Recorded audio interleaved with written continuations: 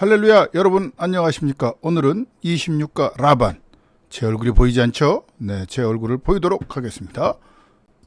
네, 안녕하십니까? 제 26가 라반입니다. 오늘 제가 이 부분은 녹화 방송으로 보내드립니다. 자, 시작하겠습니다. 26가 라반입니다.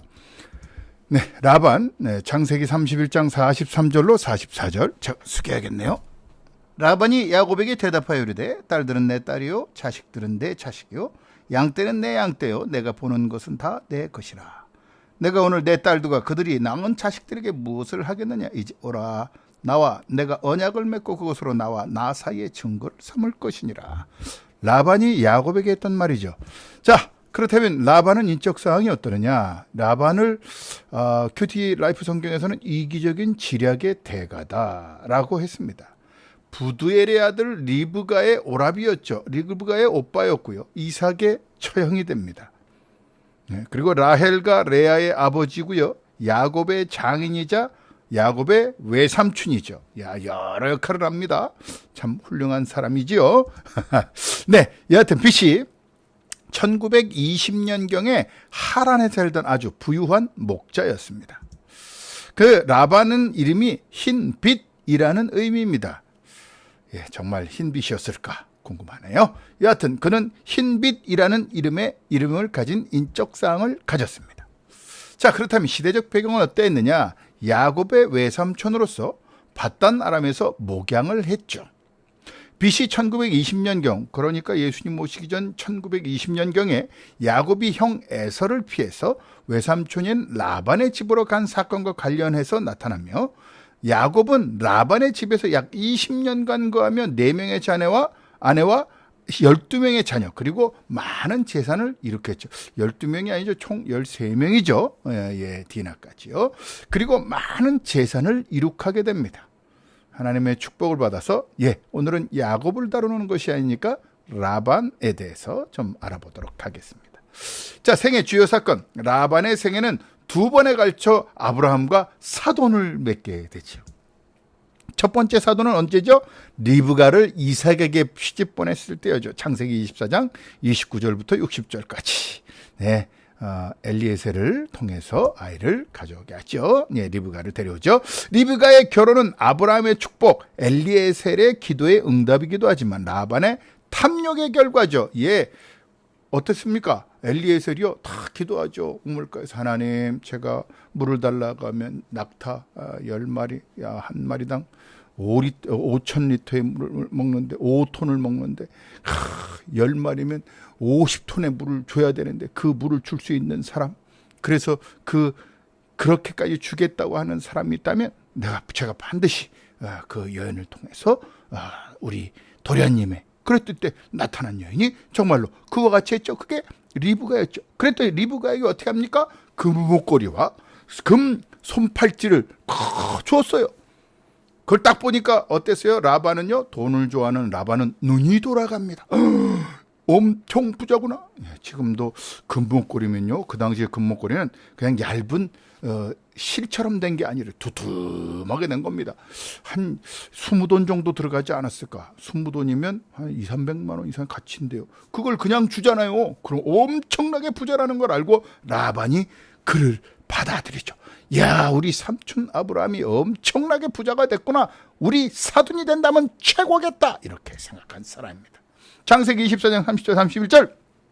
그의 누이의 코걸이와 그 손의 손목걸이를 보고 또 그의 누이 리브가 그 사람이 자기에게 이같이 말하더라 함을 듣고 그 사람에게로 나아가미라. 그때 그가 우물가 낙타 곁에 서 있더라. 라반이 이르되 여호와께 복을 받은 자여 들어오소서. 어찌 밖에 서 있나이까. 내가 방과 낙타의 초소를 준비하였나이다. 돈에 굉장히 빠른 사람이었죠. 두 번째 사돈을 맺게 되죠. 야곱과 라헬의 결혼 약속을 어기고 14년간 야곱에게 일을 시키죠. 레아와 라헬이라는 두 딸이 있었는데요. 라헬과 야곱이 연애를 합니다. 레아는 눈이 침침하고요. 나중에 제가 라반 다음에 라헬이죠. 라헬 그 다음에 레아 수업을 하게 되는데요. 이게 가나다라도 하나 보니까 그렇게 됐습니다. 라헬이요, 엄청나게 이뻤나 봅니다. 근데 레아는 별로니까요. 둘째를 연애하면서 살았죠. 근데 7년 동안 일해라. 그래서 일했더니 일하고 다 와서 첫날 밤에 어둡게 하는데 깼더니 어떻게 됐어요? 레아가 있죠. 레아가. 삼촌이 이럴 수가 있느냐. 야, 나를 위해 7년을 더 일해라. 라헬을 위해 7년을 더 일하면. 그런데 라헬과 연애하느라 레아 결혼 생활은 없다시피 했지만 하나님께서 레아를 축복하셔서 아이를 넷을 낳게 된, 나중에 둘은 또 따로 낳지만요. 그래서 이 라반이요, 속이지요. 14년이나 야곱을 위해서 야곱에게 일을 시켜 먹죠.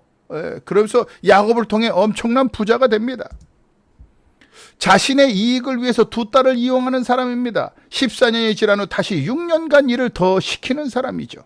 창세기 31장 41절, 내가 외삼촌의 집에 있는 이 20년 동안 외삼촌의 두 딸을 위하여 14년, 외삼촌의 양떼를 위하여 6년을 외삼촌에게 봉사하였거니와 외삼촌께서 내 품삯을 10번이나 바꾸셨으며. 이때도 어떤 일이 일어납니까? 야곱이 삼촌에게 부탁하죠. 삼촌, 나도 이제 내 가족이 있으니까 재산이 있어야 되지 않겠습니까? 내가요, 점 있는 거, 그리고 얼룩진 거, 그리고 새까만 거 애들은요, 다 삼촌 양에 돌려드릴게요. 나는요, 그냥 흰 양만 있을 테니까요. 거기서 얼룩 있고 반점이 생기고 그런 애들이 생기면 그건 제 거로 할게요. 그래서 거기다가 신풍나무 가지니 가지를 여러 가지를 튼실한 양이 그 물을 먹으면서 둘이서 이제 교미를 할 때 거기다 놔뒀더니 튼실한 양들이 얼룩 있고 점 있는 거 다, 그래서 자기께 됐어요. 그래서 엄청난 부자가 되죠. 그래서 그렇게 6년 동안 하나님께서 놀라운 축복을 하셨다는 것. 그의 태도의 변화로 야곱과 그 가족이 야반도주하죠. 창세기 31장 1절부터 25절에 보면 모든 걸 다 뺏어가려고 그러고요. 다 좋은 건 다시 다 가져가려고 하는 겁니다. 그러니까 화가 나죠. 자, 그래서 야곱과 맹약을 하게 되는, 야곱이 야반도주를 할 때요, 막 쫓아가죠. 길리앗 미스바에서 딸들 외에 다른 아내들은 삼지 말아라. 또 그리고 서로 경계를 넘지 말자. 그러고 돌을 쌓고 그 경계를 더 이상 넘지 않기로 결단을 하죠. 자, 거기까지가 라반이 나온 장면입니다. 그렇다면 그의 성격의 장점은 무엇이냐? 2대에 걸쳐 아브라함과 사돈을 맺은 거라는 거죠. 믿음이 좋은 사람과 사돈을 맺는 것은 굉장히 큰 축복입니다. 저도 기도하고 있죠. 저희 아이들이 결혼할 때 3대 이상 예수 믿은 사람이었으면 좋겠습니다. 하나님. 그리고 100m 김화중 장로님의 하나님의 대사에 1번에 나오는 것처럼 100m 앞에서 알아볼 수 있는 사윗감을 보게 하여 주옵소서. 그렇게 기도합니다. 왜? 2대 동안 아브라함과 사돈을 맺는다는 이거 엄청 축복이죠. 빠른 기지, 기발한 지혜와 천재적인 지혜를 가졌죠.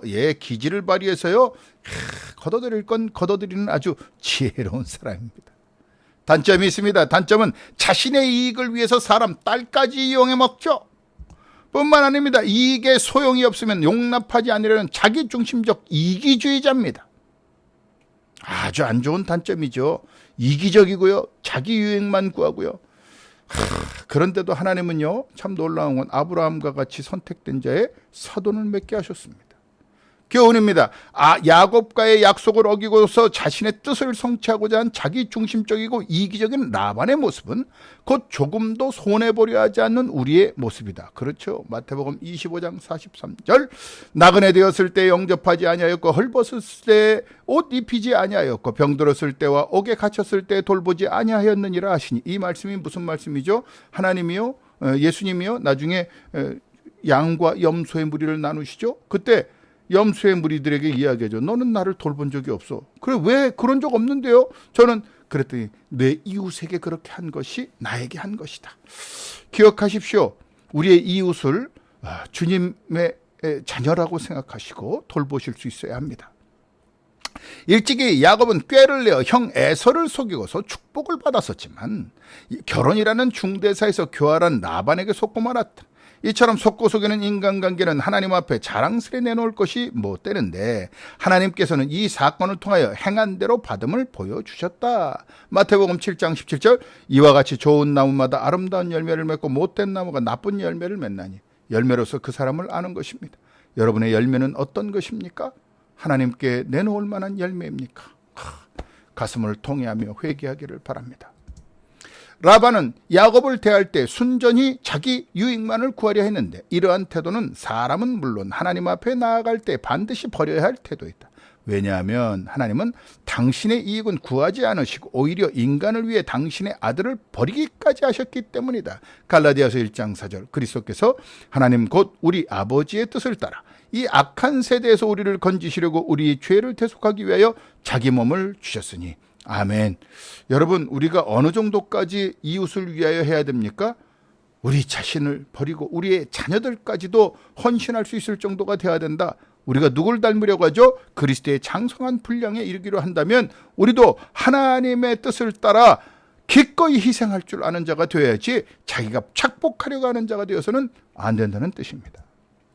핵심 성구는 창세기 31장 43절로 44절 초반에 읽었기 때문에 한 번 더 쭉 읽어보시고요. 정지해 놓고요. 자, 오늘 여기까지입니다. 다음 과에서는 하나님의 은혜를 입은 기생 라반에 대하여 함께 알아보겠습니다. 라반에 대한 중요한 점 복습해 보세요. 새롭게 깨달아. 라반에 대한 중요한 점 뭐죠? 자신의 유익을 추구하지 말고 이웃을 위하여 하나님의 영광을 위해 사랑을 베푸는 자가 되자. 새롭게 깨달아진 성경 구절에 표시해 보십시오. 감사합니다. 또 다음 주에 뵙겠습니다. 안녕히 계십시오. 안녕.